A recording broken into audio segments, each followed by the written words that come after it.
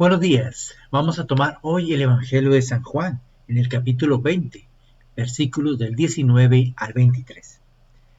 Al anochecer del día de la resurrección, estando cerradas las puertas de la casa donde se hallaban los discípulos, por miedo a los judíos, se presentó Jesús en medio de ellos y les dijo: La paz esté con ustedes. Dicho esto, les mostró las manos y el costado. Cuando los discípulos vieron al Señor, se llenaron de alegría. De nuevo les dijo Jesús: La paz esté con ustedes. Como el Padre me ha enviado, así también los envío yo. Después de decir esto, sopló sobre ellos y les dijo: Reciban el Espíritu Santo. A los que les perdonen los pecados les quedan perdonados, y a los que no se les perdone les quedan sin perdonar. Palabra del Señor. Gloria a ti, Señor Jesús.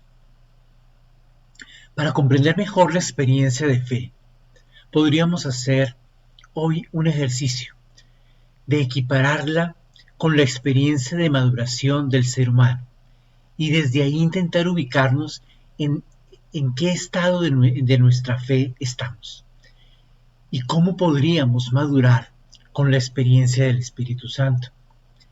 Vamos a dividir el crecimiento en 4 etapas. La primera es la de la niñez.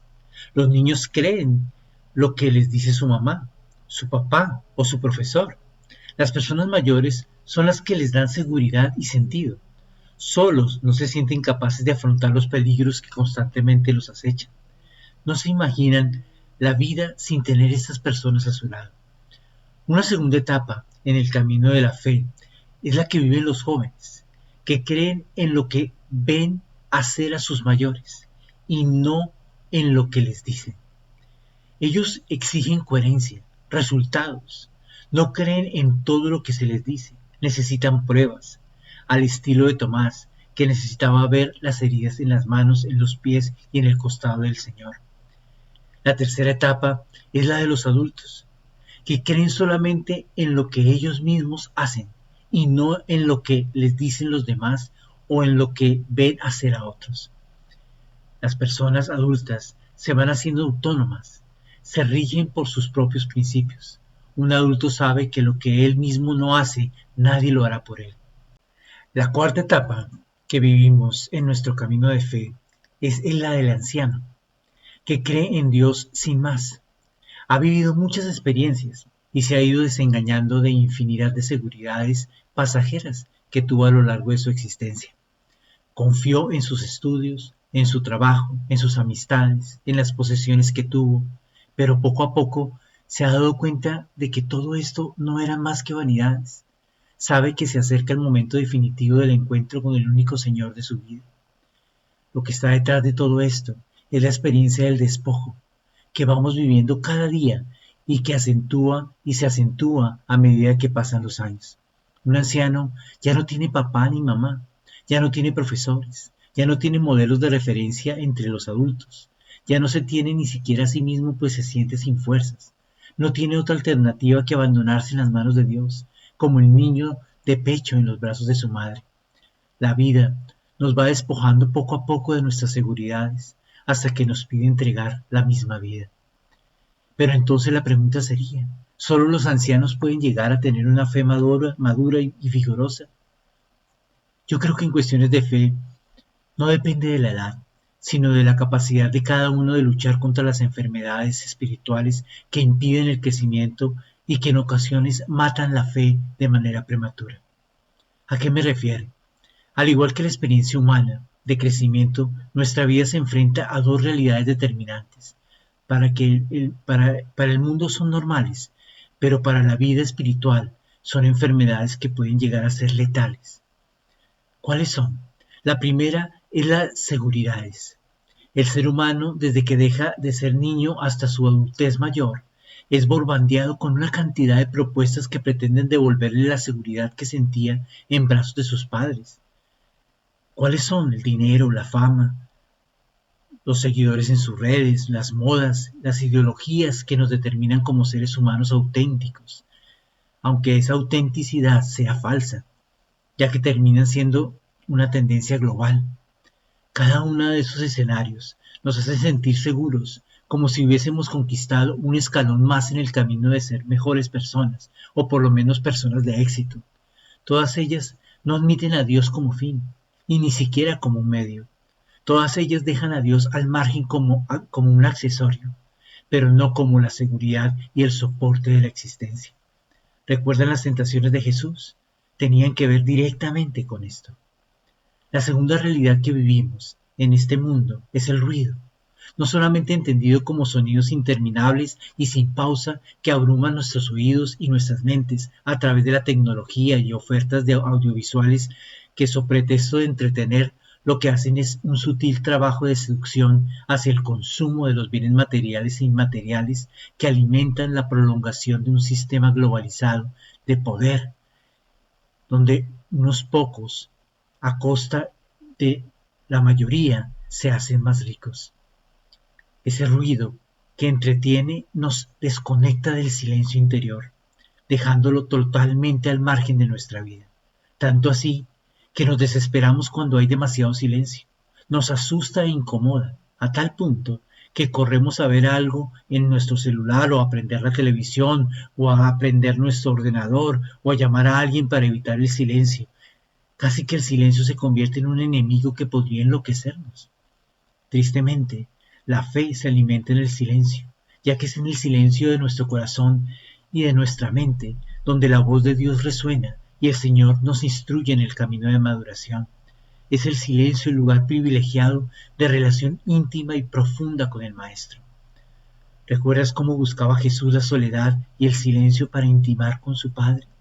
¿Recuerdas que llevaba a los discípulos aparte, lejos del ruido de las multitudes, para instruirlos en su seguimiento y en la comprensión de sus parábolas?